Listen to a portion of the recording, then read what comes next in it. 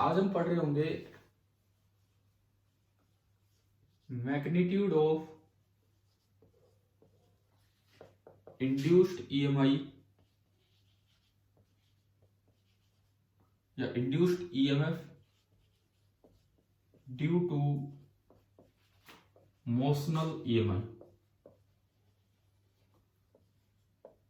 Motional EMI की वजह से कौन सा मोशनल ईएमआई जिसमें एस वेरी करेगा, बी एंड थीटा ये सेम रहेंगे। एस वेरी करेगा, एरिया वेरी करेगा, बी एंड थीटा सेम रहेंगे। अब हम ये सीखेंगे कि भी इसमें किस तरह से होगा। देखिए पहला मोशन, द कंडक्टिंग वायर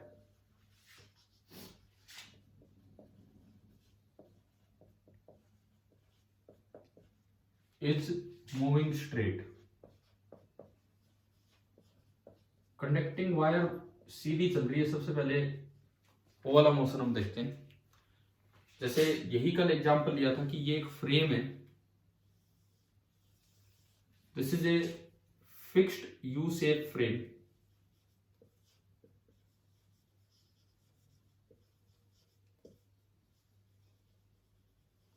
और इसमें क्रॉस लगा के हमने मैग्नेटिक फील्ड दिखाया था पूरे इलाके में।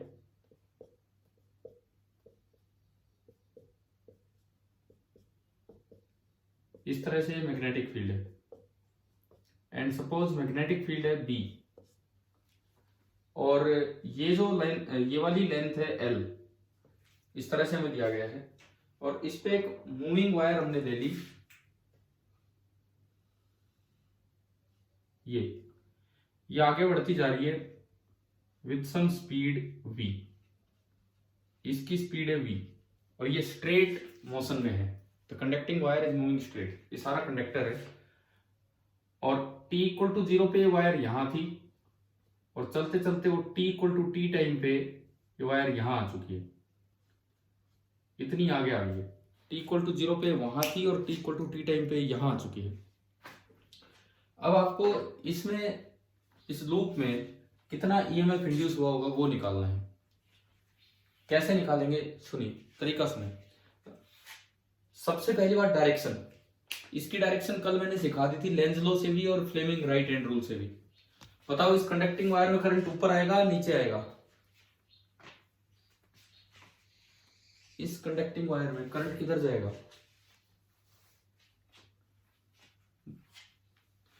राइट हैंड रूल से देखते हैं। पहली उंगली बी की तरफ, अंगूठा मोशन की तरफ, तो दूसरी उंगली ऊपर की तरफ, यानी कि इसमें करंट ऐसे जा रहा है। तो इसमें जो आई इंड्यूस है उसका हमें पता लगा कि भाई आई इंड्यूस ऐसा बनेगा, वो यूं आएगा फिर यूं आएगा फिर यूं आएगा। तो एक इक्विवेलेंट बैटरी अगर दिखाएं तो ऐसे दिखाई जाएगी। देखो अब कुछ बातों का ध्यान दो। मान लो ये पॉइंट है P और ये पॉइंट है Q। पूछा जाए कि ईएमआई की वजह से ये जो ईएमएफ आया है इसकी वजह से P और Q में से कौन सा पॉइंट हाई पोटेंशियल पे पहुंच गया और कौन सा लो पोटेंशियल पे? P और Q में से कौन सा हाई पोटेंशियल पे और कौन सा लो पोटेंशियल पे? तो उसके लिए आप एक बार PQ वायर को अलग करके देखें, केवल PQ वायर को अलग करके देखें। कोई करंट फ्लो ना माने, बस यूं मान ले कि ये Q है और ये P है। अब ये बताओ अगर करंट ऊपर जा रहा है तो इलेक्ट्रॉन किधर आ रहे होंगे? अगर करंट ऊपर जा रहा है तो इलेक्ट्रॉन किधर आ रहे होंगे? नीचे। इसमें इलेक्ट्रॉन नीचे आते जा रहे हैं, इसका ये मतलब है कि यहां इकट्ठे होते जा रहे होंगे। तो Q तो नेगेटिव पोटेंशियल बनेगा और P पॉजिटिव। तो अगर मैं इसमें एक इक्विवेलेंट बैटरी बनाना चाहूं तो इसमें एक इक्विवेलेंट बैटरी इस तरह से बनेगी यूं, और ये होगा ईएमएफ इंड्यूस, ऊपर की तरफ पॉजिटिव और नीचे की तरफ नेगेटिव। ये पॉइंट P, ये पॉइंट Q। क्या इतना समझ में आया? पोलैरिटी कैसे चेक किया आपने, प्लस माइनस PQ में, ठीक है। अब आप ये बताओ हम क्या पढ़ते थे, current high to low potential जाता है, लो टू हाई पोटेंशियल जाता है? Current high to low potential जाता है कि लो टू हाई? देखो डिपेंड करता है कि वो सोर्स है कि लोड है। अगर एक बैटरी सोर्स की तरह काम करती है तो उसके अंदर तो लो टू हाई पोटेंशियल जाता है, और बाहर जो रजिस्टर है वो लोड की तरह काम करता है तो उसके अंदर जाता है हाई टू लो। याद आ गया होगा ना ये तो।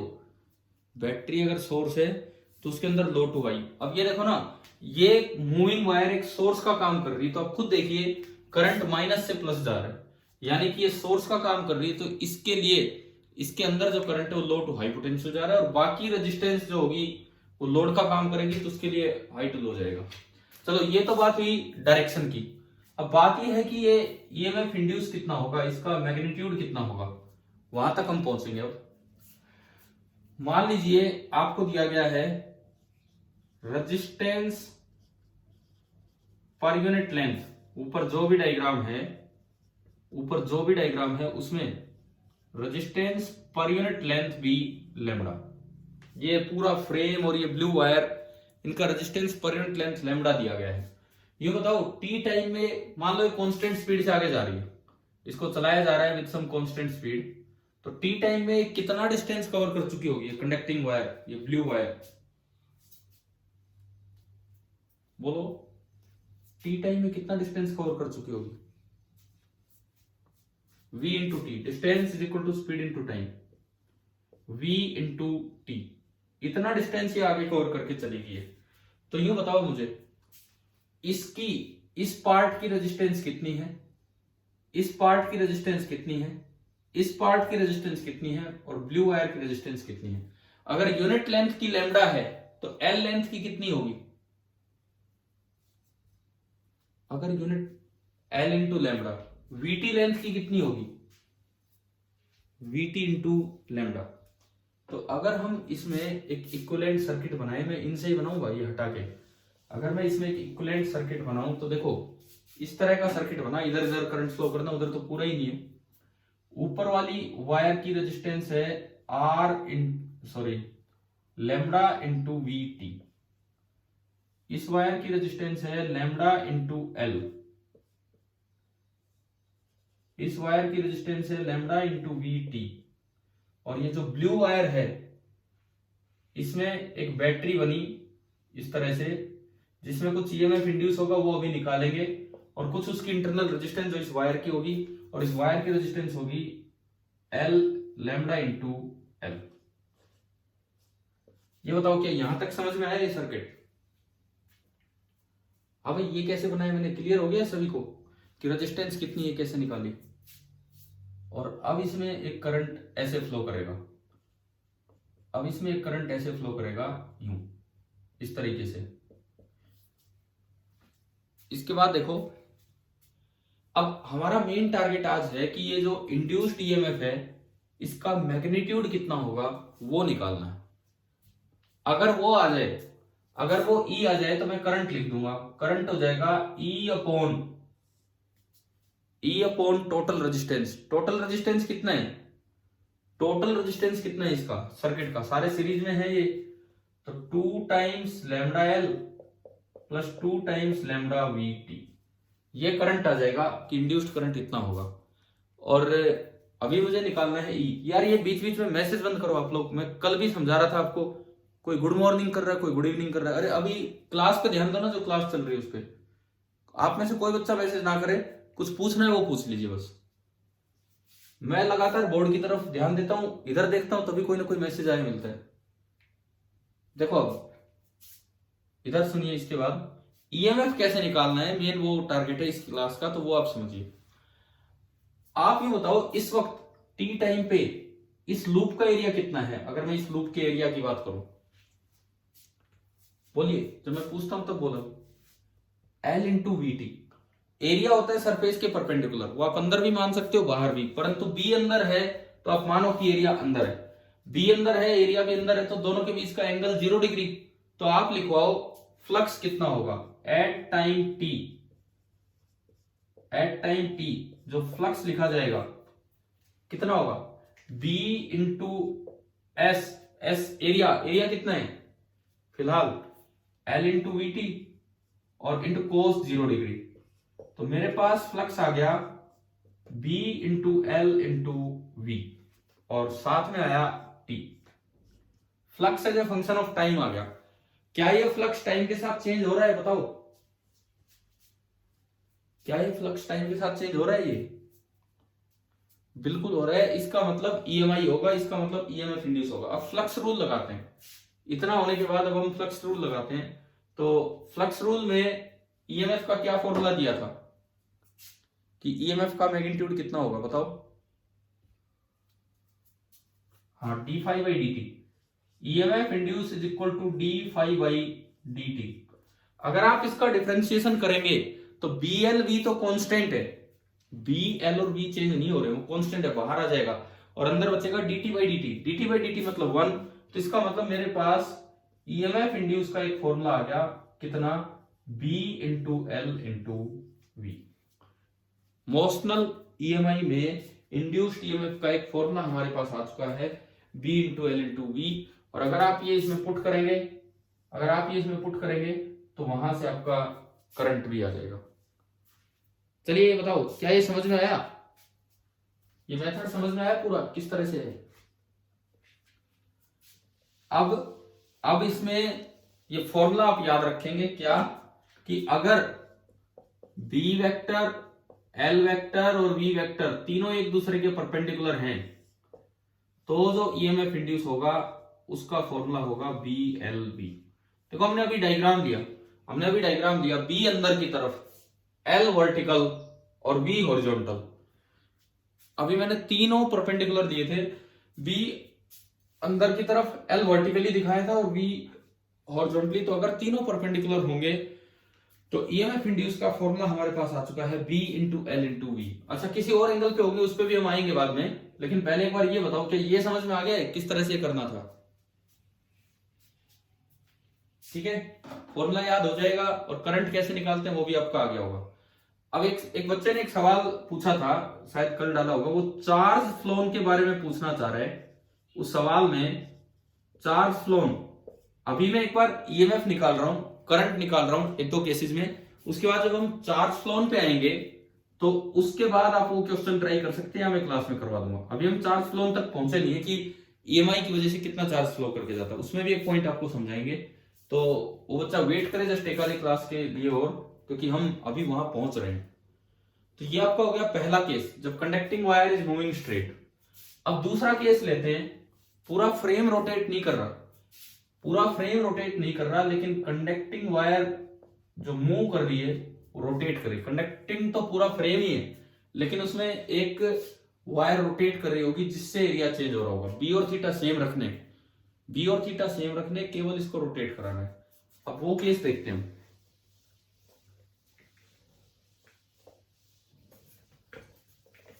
देखो, जैसे मान लो फिर से मैंने बी लगाया अंदर की तरफ,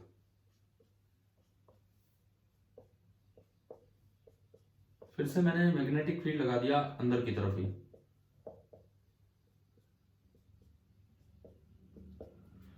और एक वायर दी, इस तरह की वायर, एल लेंथ की वायर है, इसका ये एंड फिक्स है, यहां पे कोई कील लगा रखी है इस तरह से, और ये वायर नीचे की तरफ आ रही है with some angular velocity omega.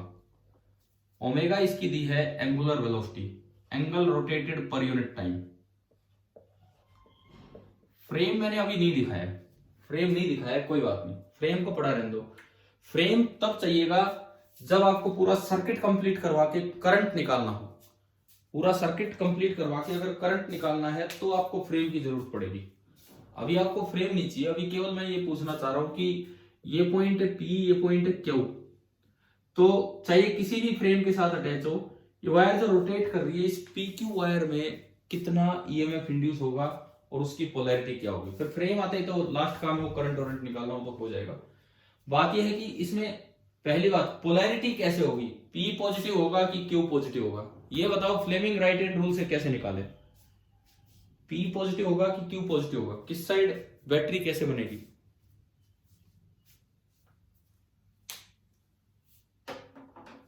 हाँ भाई, कर रहे हो, ट्राई कर रहे हो कैसे निकाले इसमें?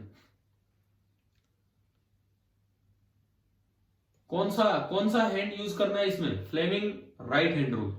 देखो पहली उंगली बी की तरफ होगी, थंब होना है मोशन की तरफ। यूं बताओ फिलहाल ये वायर नीचे जा रही है कि ऊपर जा रही है? फिलहाल कोई भी एलिमेंट इसका नीचे जाएगा ऊपर जाएगा? इस वक्त नीचे। तो देखो पहली उंगली बी की तरफ मैंने की, पहली उंगली बी की तरफ। अब अंगूठा नीचे लाना है तो अंगूठे को पूरा यूं घुमा दीजिए, अंगूठा नीचे की तरफ। अब देखिए दूसरी उंगली की डायरेक्शन बताओ, पी से क्यू है कि क्यू से पी है? दूसरी उंगली की अगर मैं डायरेक्शन की बात करूं, देखिए फर्स्ट फिंगर है बी की तरफ, सेकंड फिंगर है, हाँ जी बीच में डिस्कनेक्ट हो गया था, अभी दिख रहा है ना आपको? देखो इधर ध्यान दो, पहली उंगली बी की तरफ, अंगूठा मोशन की तरफ, अंगूठा नीचे। तो ये जो दूसरी उंगली है ये पी से क्यू गई कि क्यू से पी?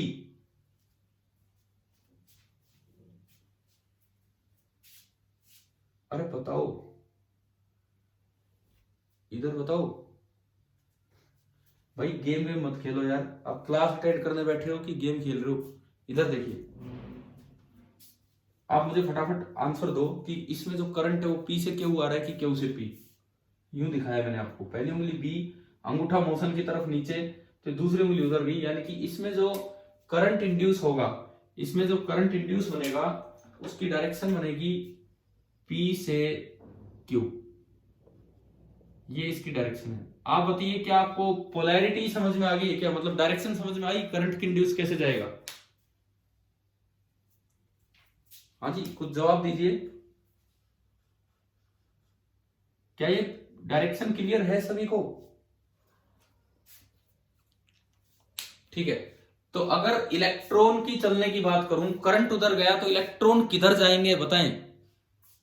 इलेक्ट्रॉन किधर जाएंगे? क्यू से पी। मैं फिर दोबारा बोलता हूं, ये मैसेज मत भेजो बीच बीच में, बार बार आप लोग यार मैसेज भेज रहे हो। क्यू से पी इलेक्ट्रॉन जाएंगे तो पी नेगेटिव बनेगा और क्यू पॉजिटिव।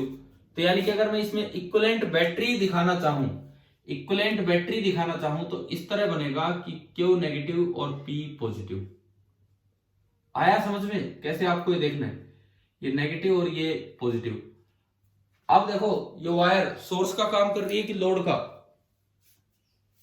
करंट की डायरेक्शन को देखते हुए बताओ,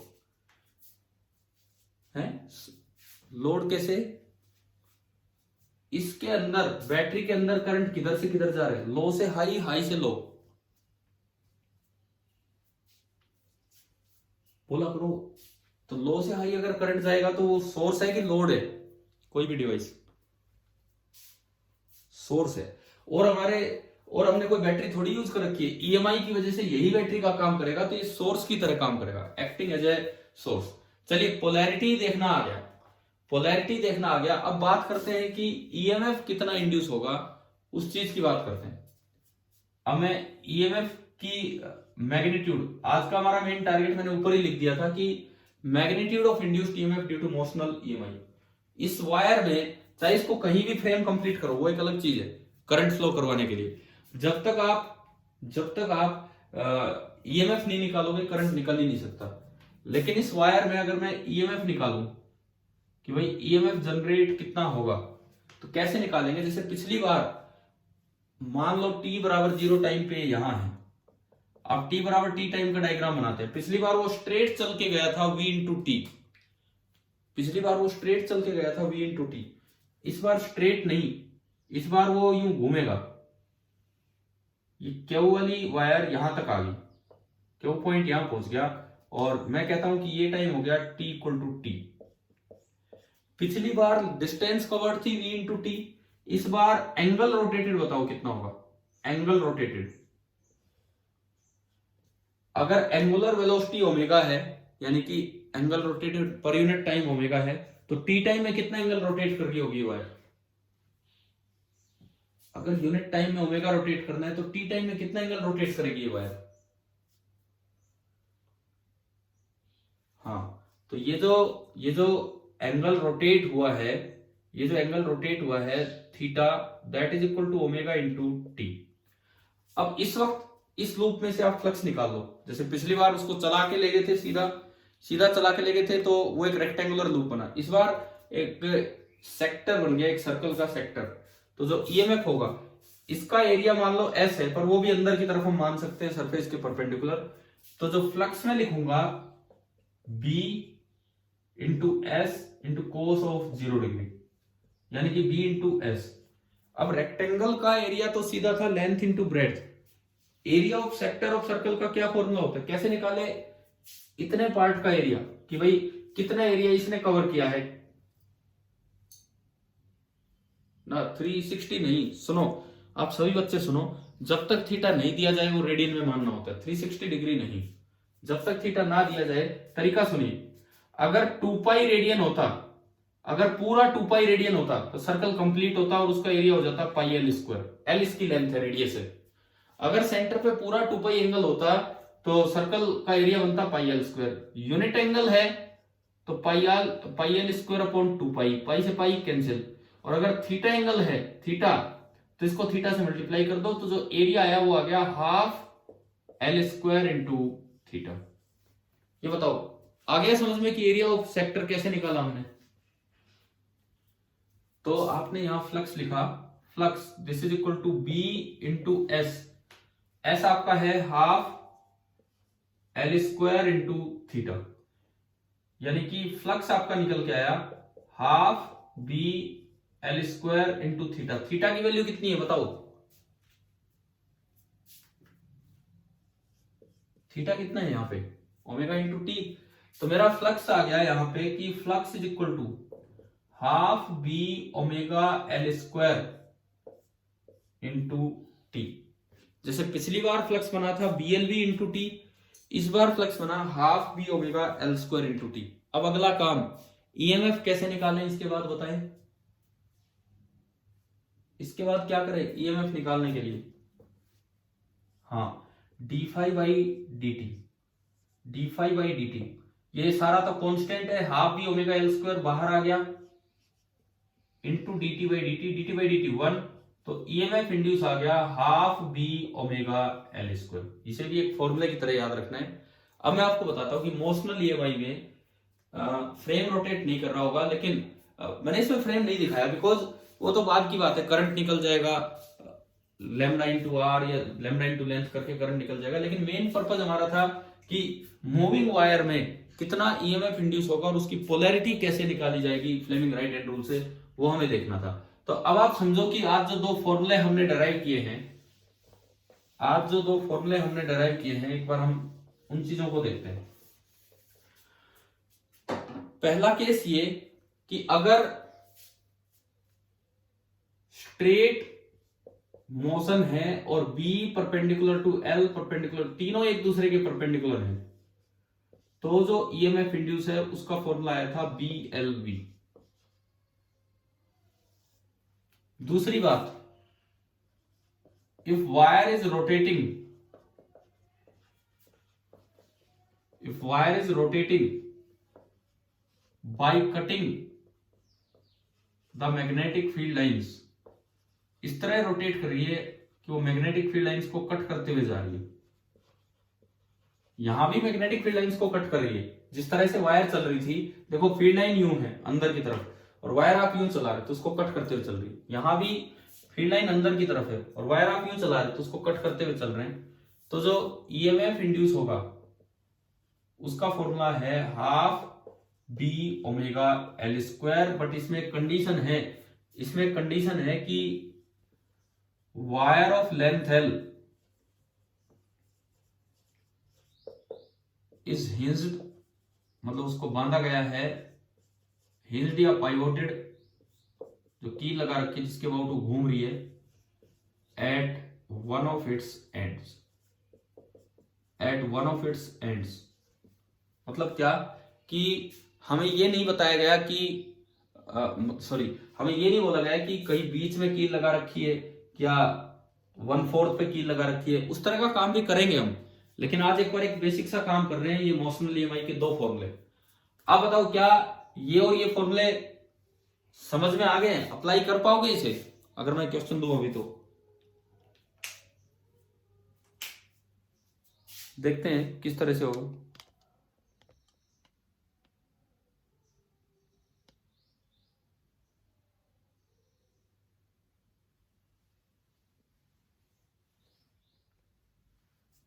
देखिए अभी सुनिए, इधर अप्लाई करते हैं। वैसे भी इसमें वो मैसेज आ चुका है तो हमारे लास्ट टाइम चल रहे हैं, बट फिर भी ठीक है, 40 मिनट की आज शायद क्लास हो भी पाई है, हो जाएगी मतलब। मैं आगे से ना लिंक एंड में ही भेजा करूंगा, जस्ट क्लास से 1-2-3 मिनट पहले, ताकि हम वो पूरा क्लास टाइम यूज कर सकें।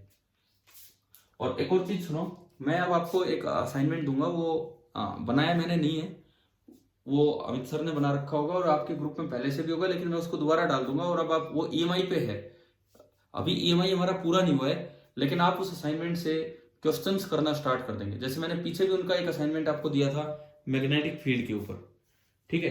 टेस्ट आपका आज नहीं है, आज 12th का ही टेस्ट है, इस वीक में 12th के ही टेस्ट ले रहा हूं, तो आप अपनी तैयारी कीजिए पहले, क्योंकि उनका मंडे को पेपर है। देखो इधर सुनिए, एक क्वेश्चन में लेता हूं, एक कोई रिंग है, एक रिंग है, रेडियस उसका है r, अंदर की तरफ फील्ड लगा रखा है। एक रिंग है, रेडियस उसका r है, अंदर की तरफ फील्ड लगा रखा है, और ये यूं टर्न कर रही है विद एंगुलर वेलोसिटी ओमेगा, यूं घुमा रखी है इसी प्लेन में विद एंगुलर वेलोसिटी ओमेगा। सवाल है कि find the EMF induced in the ring.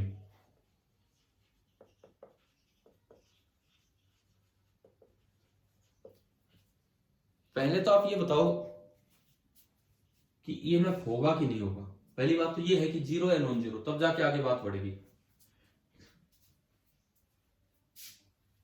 हाँ जी, यूं देखे, इस रिंग का एरिया, क्या रिंग के घूमने से रिंग का एरिया चेंज हो रहा है क्या, बताओ?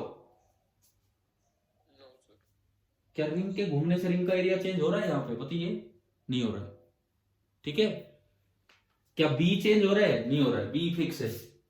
और आखिरी बात, क्या बी और एरिया के बीच का एंगल चेंज हो रहा है क्या रिंग के घूमने से? क्या क्या बी और एरिया के बीच का एंगल चेंज हो रहा है रिंग के घूमने से? नहीं हो रहा, क्योंकि एरिया अंदर है, बी अंदर है, ये रिंग कैसे घूमती रहे, 0 डिग्री एंगल बना रहेगा। यानी कि अगर मैं फ्लक्स की बात करूं, बी एस कोस थीटा, ये भी फिक्स है, ये भी फिक्स है, और ये भी फिक्स है। रोटेशन से कोई चीज चेंज नहीं हो रही, तो एक कांस्टेंट है। ईएमएफ इंड्यूस होता है d∅dt, कांस्टेंट का डिफरेंशिएशन कितना होगा? कांस्टेंट का डिफरेंशिएशन 0, तो इस रिंग में ईएमएफ इंड्यूस आ गया 0। अब अगला सवाल, आप देखें, ये रिंग है, इसमें एक स्पोक है, स्पोक मतलब ताड़ी, साइकिल के टायर में जो ताड़ियां होती हैं वो, इसमें एक स्पोक है, और रेडियस इसका है r। This is the axle of the ring, जो बीच वाला हिस्सा होता है टायर का, and this is the rim of the wheel. Rim word तो यार बच्चे भी यूज करते हैं, मतलब कि भाई ये रिम है टायर की, इस तरह से। और वही फील्ड है बी, अंदर की तरफ। पिछली बार तो पूछा था EMF induced in the ring, वो तो नहीं मिला। अब मैंने क्या किया, एक कंडक्टिंग वायर लगा दी बीच में यहां पे, इस तरह से, और अब पूछा है कि, और इसको ऐसे ही ओमेगा से घुमा रखा है, find EMF induced between axle and rim. Rim में तो कोई ईएमएफ इंड्यूस नहीं हुआ, लेकिन एक्सल और रिम के बीच में जो स्पोक है, इसमें कितना ईएमएफ इंड्यूस हुआ होगा, ये आपको बताना है। बताओ इस बार क्या आंसर होगा? एक्सल और रिम के बीच में कितना ईएमएफ इंड्यूस हुआ? मैंने अभी विदाउट फ्रेम एक वो करके दिखाया था आपको, रोटेशन वाला, विदाउट फ्रेम, तो वो सेम ही तो वायर है। आप रिम को देखो ही मत, आप इसको देखो, ये पी पॉइंट है, ये क्यू पॉइंट है, एक्सेल है और रिम है, और ये वही काम हो गया कि ये आर लेंथ ओमेगा से घूम रही है, और फील्ड लाइंस को कट करते हुए जा रही है, तो बताइए ईएमएफ इंड्यूस कितना होगा इसमें, बोलो।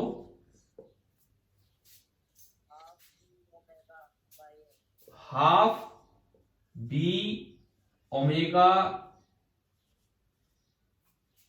Are square.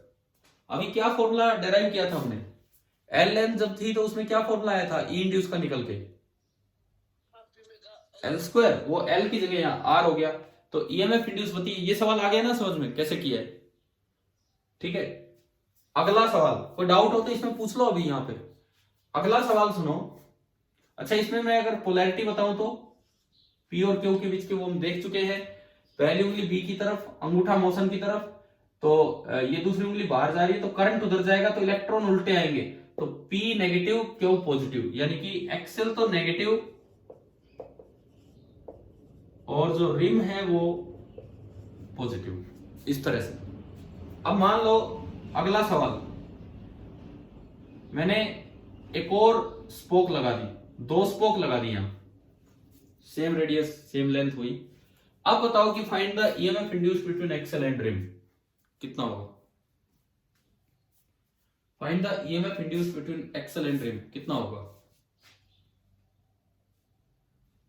मैंने एक की बजाय 2 स्पोक कर दी, तो find the EMF induced between axle and rim कितना होगा।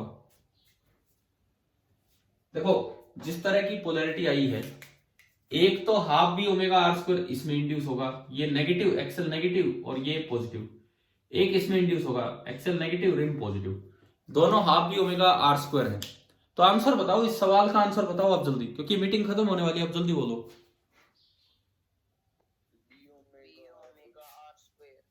मतलब क्या बोला, दोबारा बोलिए, थोड़ा जोर से बोलिए, क्या कह रहे हो। आर स्क्वायर, मतलब आपने 2 से मल्टीप्लाई कर दिया, इसे 2 से मल्टीप्लाई कर दिया। लेकिन पहले एक चीज समझो कि पी और क्यू के बीच में आपको बताना है कि कितना ईएमएफ इंड्यूस हुआ। दोनों जो बैटरी जनरेट हुई है पी और क्यू के बीच में ही जनरेट हुई है, तो ये दोनों पैरेलल में बनी है कि सीरीज में, पैरेलल में। और पैरेलल में अगर आपको याद हो, करंट इलेक्ट्रिसिटी में एक फॉर्मूला आया था कि अगर पैरेलल में आइडेंटिकल बैटरीज हैं तो ई इक्विवेलेंट ई के बराबर होता है। अगर पैरेलल में आइडेंटिकल सेल्स हैं, ये भी ई ये भी ई, तो ई इक्विवेलेंट जो होता है वो ई ही होता है।